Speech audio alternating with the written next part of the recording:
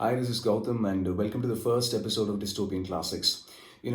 This book, 1984, written by George Orwell, is considered to be the father of all dystopian literature. But I would like to talk about a book which was written 25 years earlier than 1984. It is this book, written by Russian author Yevgeny Zamyatin.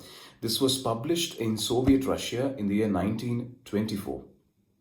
Now, we is set in a future where human beings have solved the biggest mystery, happiness. All human beings are happy in this world, but the price paid by human beings for achieving happiness, well, that is beyond measure.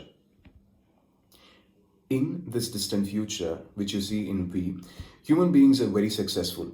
Not just the Earth, but all the other planets in the solar system have been conquered. Fine. But if you look at the life of human beings on Earth, it's slightly different, even though they are very happy. All of them live in transparent glass houses. They abhor originality and they do not have names anymore, they only carry numbers. They belong to a country called as the One State, and all of them behave as if they are part of one grand single organism. Their sleeping times are synchronized. They eat food which is synthesized from petrochemicals, and the government controls even the sex life of individuals. Like if you want to meet your partner or you want to meet any individual, you're supposed to apply to the government, and once the government sanctions it, you can meet the individual for a specific point of time, maybe between 23 to 23 and quarter hours. So, this novel is essentially a series of events which happen in the life of an individual who does not have a name but a number called D503.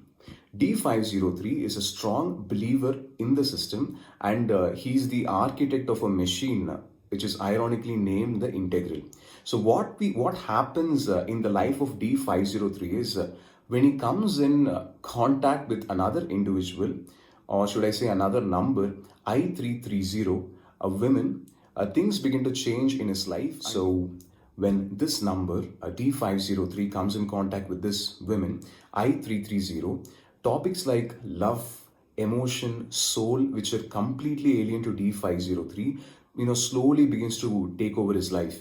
Individuals are not supposed to have dreams in this world, but slowly begins to experience dreams. And the novel simply follows, due to his association with this new number, what are the possible consequences which goes on in his life, and what is the final terminal end. This novel is a direct attack on totalitarian regimes. You can clearly see this is set in, this was written by an author who was part of Soviet Russia. But the point is, this has so much of relevance even in today's world. Debates of the relationship between, or should I say the dichotomy between national security and privacy has been raging the last 20 years since the digital space slowly began to expand.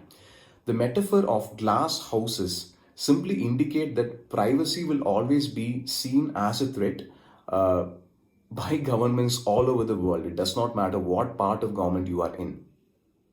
Now, the most important thing which I appreciated with reference to the language of the book is the language of mathematics. You can go to any chapter, any page in the book, starting from the faces of human beings, the nature of buildings, everything is written in scientific and mathematical language. There is a very small passage regarding the criticism of irrational numbers, square root of -1. He says the author says the number is irrational and it simply cannot exist in a world which is consoled by rationality constructed based on science and mathematics.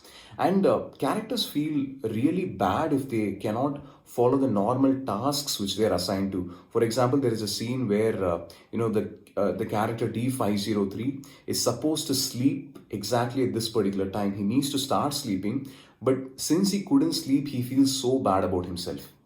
In the world created by Yevgeny Zamyatin, rationality is considered to be the foundation for the world, and anything which contradicts rationality is considered an abomination. The indirect message which is underlined in different pages of the book is this: if man is to achieve happiness, he has to divorce himself from freedom. There are several passages which state that the concept of soul is an infection.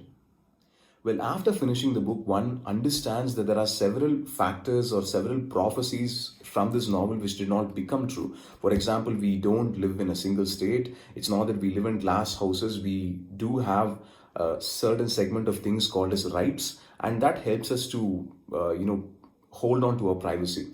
But the point is, even though all the prophecies may not have come true, the idea that all the nations in the world are trying to move towards the idea of one single state, that is where you have the idea of globalization, like everything can be integrated. You take the European Union, for example, that's a proper utopian idea that you can connect all of them and all of them feel that they are Europeans rather than being part of a country like France or being part of a country like England.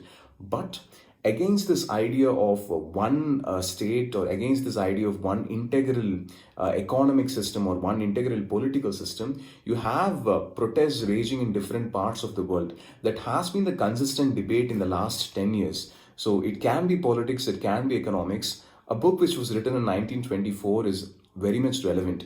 And if you have read 1984 or you have not read 1984, the book by George Orwell, since this book came earlier, I just thought we do proper justice and take it up as a first episode. So that's the content for today, and see you in a fortnight for the next dystopian classic. If you like the video, do like, comment, and subscribe.